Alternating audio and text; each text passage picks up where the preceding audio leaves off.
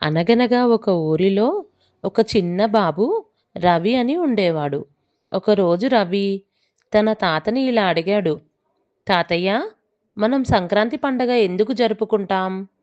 ఎందుకు ముగ్గులు వేసుకుంటాం? ఎందుకు గాలిపటాలు ఎగురవేస్తాం? అమ్మ పిండి వంటలు ఎందుకు చేస్తుంది? అని అడిగాడు. తాతయ్య నవ్వుతూ, రవి, నీ ప్రశ్నలన్నింటికీ ఒక చిన్న కథలో సమాధానం చెప్తాను. విను నాయనా అని చెప్పాడు. పూర్వం రైతులు పంటలు పండక చాలా బాధపడుతున్నారు. కానీ ఒక సంవత్సరం పంటలు చాలా బాగా పండాయి. పంటలు పండాలంటే రైతులు చాలా కష్టపడాలి. వర్షాలు పడాలి. దానికి ప్రకృతి కూడా సహకరించాలి. ఒక సంవత్సరం పంటలు చాలా పండడంతో రైతులు అందరూ కలిసి దేవుడికి కృతజ్ఞత చెప్పాలనుకున్నారు.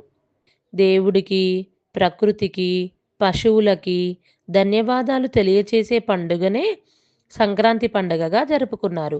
ఈ పండుగని మనం 3 రోజులు జరుపుకుంటాం. మొదటి రోజు భోగి, రెండవ రోజు సంక్రాంతి, మూడవ రోజు కనుమగా జరుపుకుంటాం. భోగి రోజు పాత వస్తువులన్నీ భోగి మంటలో వేసి మనలోని చెడుని తొలగించి మంచిని అలవాటు చేసుకోవాలని సంకేతం.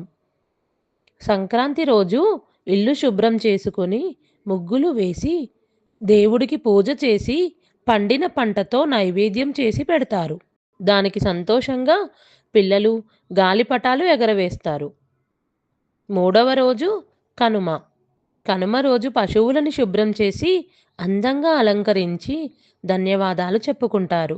ఇలా పశువులకి, భూమికి, సూర్యుడికి, వానదేవుడికి కృతజ్ఞతగాను సంక్రాంతి జరుపుకుంటారు. రవి: తాతయ్య, నేను కూడా ధన్యవాదాలు చెప్తాను తాతయ్య. మనకు అన్నం పెట్టే దేవుడికి ధన్యవాదాలు తెలియజేసుకుంటున్నాను అని చెప్పాడు.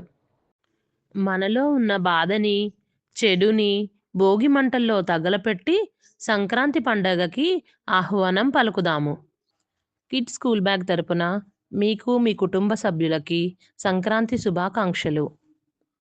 ఈ మకర సంక్రాంతి మీ జీవితంలో కొత్త ఆత్మవిశ్వాసాన్ని నింపాలని, మీ భవిష్యత్తు ఎప్పుడూ ఆనందంగా, ప్రకాశవంతంగా ఉండాలని ఆకాంక్షిస్తున్నాము.